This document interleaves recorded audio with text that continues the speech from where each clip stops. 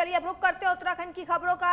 उत्तराखंड के मुख्यमंत्री पुष्कर सिंह धामी टिहरी दौरे पर हैं, जहां उन्होंने अंतर्राष्ट्रीय योग महोत्सव का विधिवत शुभारंभ किया।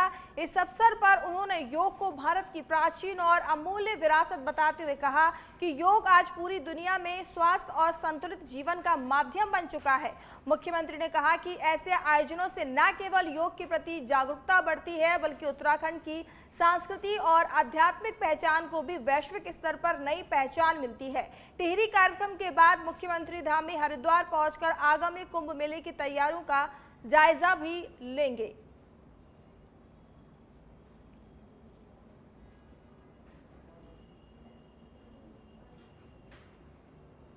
तो टिहरी सीएम धामी का टिहरी दौरा है और अंतर्राष्ट्रीय योग महोत्सव का उन्होंने शुभारंभ किया। इस दौरान उन्होंने योग के महत्व के बारे में लोगों को बताया और जानकारी दी कि योग हमारे जीवन में कितनी ज़्यादा महत्वपूर्ण भूमिका निभाता है।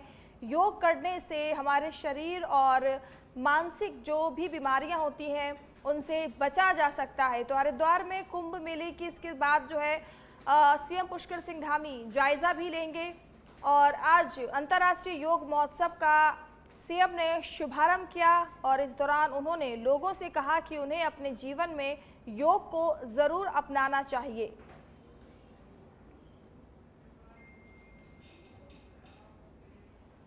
खबर देहरादून से है, जहां नगरीय निकायों में स्वच्छता व्यवस्था को और सुदृढ़ बनाने की दिशा में एक महत्वपूर्ण कदम उठाते हुए पालिका केंद्रीकृत सेवा के अंतर्गत चयनित सफाई निरीक्षकों को मुख्यमंत्री पुष्कर सिंह धामी ने नियुक्ति पत्र वितरित किए। इस अवसर पर सीएम धामी ने चयनित अभ्यर्थियों को बधाई देते हुए कहा कि नगर पालिकाओं में सफाई व्यवस्था को बेहतर बनाने में सफाई निरीक्षकों की भूमिका बेहद ही महत्वपूर्ण होती है।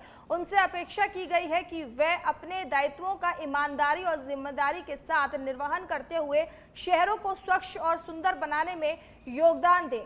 कार्यक्रम में उपस्थित अधिकारियों ने कहा कि राज्य सरकार स्वच्छता और बेहतर शहरी सेवाओं के लिए लगातार प्रयास कर रही है। चयनित सफाई निरीक्षकों की नियुक्ति से नगरीय निकायों में सफाई व्यवस्था को और मजबूती मिलेगी। इस दौरान संबंधित विभाग के अधिकारियों और कर्मचारियों को भी मौजूद रहे।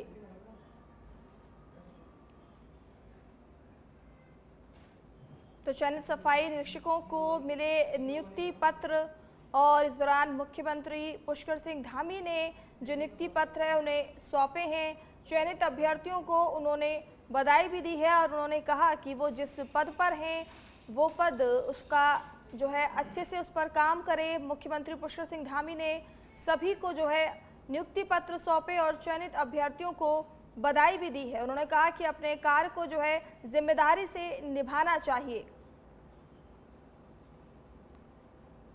तो मुख्यमंत्री पुष्कर सिंह धामी ने नियुक्ति पत्र सौंपे हैं सफाई कर्मियों को। आपको बता दें कि चयनित अभ्यर्थियों को इस दौरान उन्होंने बधाई भी दी है। चयनित सफाई निरीक्षकों को नियुक्ति पत्र मिले हैं, जिसके बाद जो चयनित अभ्यर्थी हैं उन्होंने मुख्यमंत्री का आभार भी जताया और ये विश्वास जताया कि वे अपने काम को पूरी निष्पक्षता के साथ करेंगे। उत्तराखंड के मुख्यमंत्री पुष्कर सिंह धामी ने भारत के प्रथम chief of defence staff Bipin Rawat की जयंती पर मुख्यमंत्री आवास में उनके चित्र पर श्रद्धा सुमन अर्पित कर भावपूर्ण स्मरण किया। इस अवसर पर मुख्यमंत्री ने कहा कि जनरल बिपिन रावत ने भारतीय सशस्त्र सेनाओं को सशक्त और आधुनिक बनाने में महत्वपूर्ण योगदान दिया है। उनका जीवन राष्ट्र सेवा, साहस और समर्पण का प्रेरणादायक उदाहरण है। मुख्यमंत्री धामी ने कहा कि देश की सुरक्षा और अखंडता के लिए जनरल रावत की सेवाएं सदैव स्मरणीय रहेंगी। उन्होंने उनके अदम्य साहस, नेतृत्व क्षमता, राष्ट्र के प्रति समर्पण को नमन करते हुए उन्हें विनम्र श्रद्धांजलि अर्पित की। तो सीएम धामी ने अर्पित किए श्रद्धा सुमन। जनरल बिपिन रावत की जयंती है आज। इसके बाद उन्होंने जो है सीएम धामी ने उन्हें श्रद्धांजलि अर्पित की है, श्रद्धा सुमन अर्पित किए। जनरल बिपिन रावत की जयंती है आज और उनके किए हुए कार्यों को उन्होंने याद किया। देहरादून में देश के प्रथम chief of defence staff Vipin Rawat की जयंती पर श्रद्धांजलि कार्यक्रम का आयोजन किया गया। राजधानी देहरादून स्थित जनरल बिपिन रावत पार्क में आयोजित इस कार्यक्रम में सैनिक कल्याण मंत्री गणेश जोशी सहित सेना के कई सेवानिवृत्त अधिकारियों ने पहुंचकर जनरल रावत को श्रद्धा सुमन अर्पित किए। इस दौरान उपस्थित लोगों ने उनके सैन्य जीवन, नेतृत्व क्षमता और देश के प्रति समर्पण को याद करते हुए उन्हें भावभीनी श्रद्धांजलि दी। कार्यक्रम में बड़ी संख्या में पूर्व सैनिक और स्थानीय लोग भी मौजूद रहे। तो देश के प्रथम सीडीएस को याद कर श्रद्धांजलि दी गई है। खुशकिस्मत समझता हूँ कि मेरे को एक ऐसे योद्धा के साथ ऑपरेशनल एरिया में काम करने का मौका मिला। वो एक बहुत ही बहादुर शेर दिल अफसर थे और कभी भी उन्होंने ये अपने जो हुक्म होते थे उनके एक बार हुक्म दे दिया उसके बाद वो आपको कभी ये नहीं पूछते थे कि ये कैसे नहीं होगा, आपने ये काम करना है और आगे बढ़ो। और आज अगर मैं उत्तराखंड में यहाँ पे सेटल हूँ तो उनकी बदौलत हूँ। उन्होंने मेरे को बोला कि गुलाब तू पहले जाओ, आप उत्तराखंड में सेटल हो, और उसके पीछे पीछे मैं भी आ रहा हूँ। उनका एक सोच थी कि मैं उत्तराखंड के लिए कुछ करूँ। उत्तराखंड के जो हमारे जवान हैं, हमारे जो युवा पीढ़ी है, उनको मैं किस तरीके से आगे बढ़ाऊँ, उनकी सोच को मैं किस तरीके से बदली करूँ। उनका मेन मुद्दा था कि मैं एक कुमाऊं क्षेत्र और गढ़वाल क्षेत्र में ऐसा स्कूल बनाऊं कि जहां पे हमारे बच्चे अच्छी शिक्षा ले सकें और अच्छे। आज उत्तराखंड के अंदर जो यहाँ के जवानों को 5 सेंटीमीटर की छूट हाइट में मिलती है भर्ती होने पर, उसका करने का अगर किसी ने किया है तो जनरल रावत ने कहा। मैं उनके पास एक बार गया, मैंने जनरल साहब हमारे बच्चे फौज में जाते हैं, देश की सेना का 17.5% पूर्ति करते हैं और हमारा यहाँ का जवान, लेकिन हमारे बच्चों की हाइट कम होती है। आपने 20 दिन के अंदर उस काम को करवाया। तो सब पर मैं उनको नमन करता हूँ, प्रणाम करता हूँ। और कई ऐसी घटनाएं हैं जिससे लंबा हो जाएगा, लेकिन उत्तराखंड उनके दिलों में बसता था। आज बॉर्डर सीमांत क्षेत्रों में 10,000 से अधिक अखरोट के पेड़ लगवाए हैं, जनरल रावत साहब ने लगाए हैं, और कई बड़े काम हमारे उत्तराखंड के लिए किए हैं। हम उनको नमन करते हैं। और हमने आज जो हमारा सैन्य धाम जो बनकर तैयार हो गया है, देखिए हम किसी शहीद को वापस नहीं ला सकते। एक दुर्घटना में उनकी पत्नी, हमारे कई जवान शहीद हुए थे, लेकिन उसकी याद को जिंदा रखना, उसकी वीरता का व्याख्यान करना हमारा कर्तव्य है। और जो हमारा सैन्य धाम हमने बनाया है, उसका जो मुख्य द्वार है वो हमने जनरल बिपिन रावत के नाम पर रखा है। इस अवसर पर मैं उनको नमन करता हूँ, प्रणाम करता हूँ। खबर उत्तराखंड के बाराकोट से है, जहां बाराकोट क्षेत्र में वन विभाग को बड़ी सफलता मिली है। रविवार सुबह वन विभाग द्वारा लगाए गए पिंजरे में एक नर गुलदार कैद हो गया। पकड़े गए गुलदार को फिलहाल शीड़ा वन चौकी में सुरक्षित रखा गया है। वन विभाग के अनुसार गुलदार की उम्र लगभग 3 से 4 वर्ष के बीच आंकी जा रही है और आवश्यक प्रक्रिया पूरी करने के बाद उसे जल्द ही रेस्क्यू सेंटर भेजा जाएगा। गौरतलब है कि 1 मार्च को बाराकोट क्षेत्र में घास लेने जंगल गई महिला तुलसी देवी पर गुलदार ने अचानक हमला कर दिया था, जिससे वह गंभीर रूप से घायल हो गई थी। घटना के बाद क्षेत्र में दहशत का माहौल बन गया था। इसके बाद वन विभाग ने सक्रियता दिखाते हुए क्षेत्र में पिंजरे लगाकर गुलदार को पकड़ने का अभियान शुरू किया था। वन विभाग के अनुसार इससे पहले भी ओखलगंज और चुरानी गांव से 2 गुलदारों को पिंजरे में कैद कर रेस्क्यू सेंटर भेजा जा चुका है। तो बाराकोट में वन विभाग को बड़ी कामयाबी मिली है। हमलावर गुलदार पिंजरे में अब कैद हो गया है। इससे कुछ दिन पहले गुलदार ने एक महिला पर हमला किया था, जिसके बाद ऑपरेशन चलाया गया और गुलदार को पकड़ लिया गया है।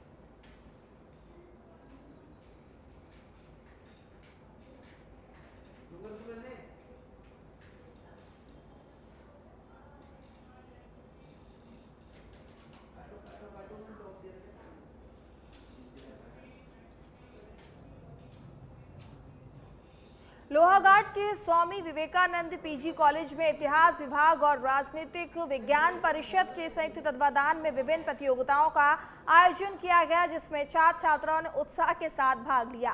कार्यक्रम में मुख्य अतिथि के रूप में बंशीधर कॉलोनी उपस्थित रहे। आपको बता दें कि जबकि अध्यक्षता महाविद्यालय की प्राचार्य प्रोफेसर डॉक्टर संगीता गुप्ता ने की। इस दौरान इतिहास विभाग की ओर से डॉक्टर भीमराव अंबेडकर का महिलाओं के सशक्तिकरण में योगदान विषय पर निबंध प्रतियोगिता और राजनीति विज्ञान परिषद की ओर से वर्तमान भारतीय राजनीति में मूल्यों और आदर्शों की प्रासंगिकता विषय पर भाषण प्रतियोगिता आयोजित की गई। मुख्य अतिथि ने छात्रों को संबोधित करते हुए महान व्यक्तित्वों के संघर्ष और समर्पण से प्रेरणा लेने का संदेश दिया। कार्यक्रम के दौरान पूर्व में आयोजित प्रतियोगिताओं के विजेता छात्र छात्राओं को भी सम्मानित किया गया। इस अवसर पर महाविद्यालय के प्राध्यापक, छात्र संघ पदाधिकारी और बड़ी संख्या में छात्र छात्राएं मौजूद रहे। चलिए अब रुक करते उत्तराखंड की खबरों का। उधम सिंह नगर के दिनेशपुर स्थित हरिचंद गुरुचंद धर्म मंदिर में आज से 3 दिवसीय मेले का शुभारंभ हो गया है। कल महावारुणी के पावन अवसर पर मंदिर परिसर में स्थित कामना सागर तालाब में लाखों श्रद्धालु आस्था की डुबकी लगाएंगे। वहीं मंदिर की भूमि को लेकर मठाधीश और मंदिर कमेटी के अध्यक्ष के बीच चल रहा विवाद अभी भी न्यायालय में विचाराधीन है। न्यायालय के आदेश के बाद प्रशासन की देखरेख में पूजा अर्चना और मेले की व्यवस्था कराई जा रही है।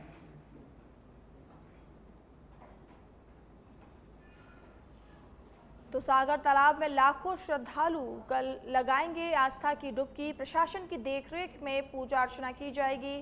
3 दिवसीय मेले का शुभारंभ हो चुका है। सागर तालाब में लाखों श्रद्धालु आस्था की डुबकी भी लगाएंगे। प्रशासन की देखरेख में पूजा अर्चना और मेले की व्यवस्था की गई है ताकि कोई भी अनहोनी ना हो।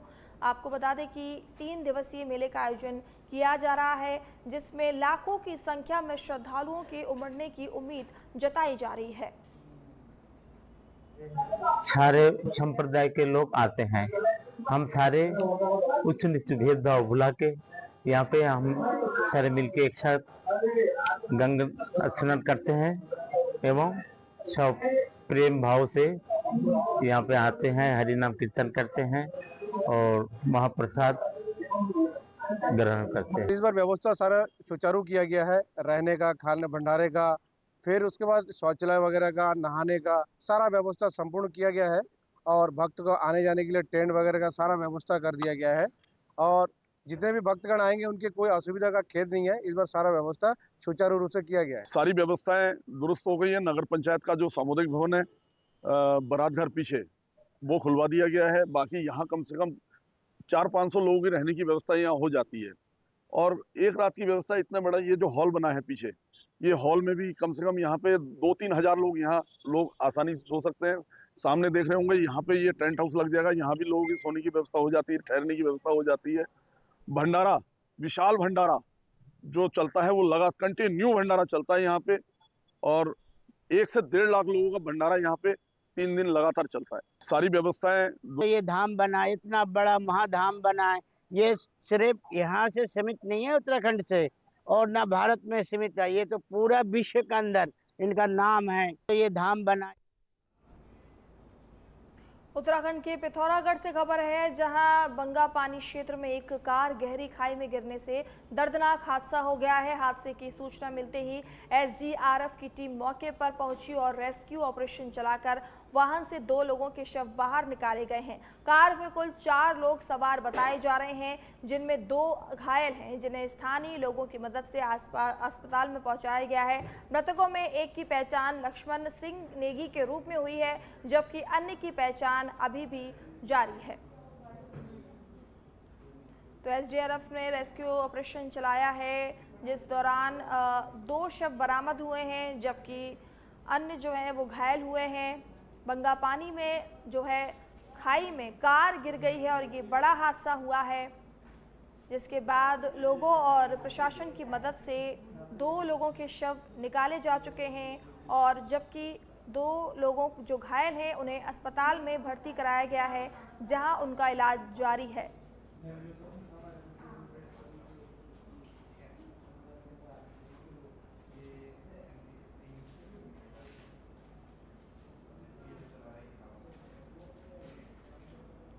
उत्तराखंड में आज राज्य के ज्यादातर हिस्सों में बारिश होने की संभावना है। मौसम विभाग के अनुसार पर्वतीय जिलों के कई स्थानों पर हल्की से मध्यम बारिश के साथ गरज चमक और आकाशीय बिजली गिरने के आसार हैं। वहीं 3200 मीटर और उससे अधिक ऊंचाई वाले क्षेत्रों में बर्फबारी भी हो सकती है। राज्य के मैदानी जनपदों के कुछ स्थानों पर भी हल्की से मध्यम बारिश के साथ गरज चमक और आकाशीय बिजली चमकने के आसार हैं। मौसम विभाग ने लोगों को खराब मौसम के चलते सतर्क रहने की सलाह दी है। इससे पहले कल 4 जिलों में बर्फबारी हुई थी। इनमें चमोली, पिथौरागढ़, उत्तरकाशी और रुद्रप्रयाग के ऊंचाई वाले इलाके शामिल थे। बद्रीनाथ, हेमकुंड साहिब, फूलों की घाटी, केदारनाथ, गंगोत्री, हर्षिल, यमुनोत्री, कालापानी और धारचूला में बर्फबारी हुई है। तो नैनीताल में आंधी से छतें भी उड़ी थी।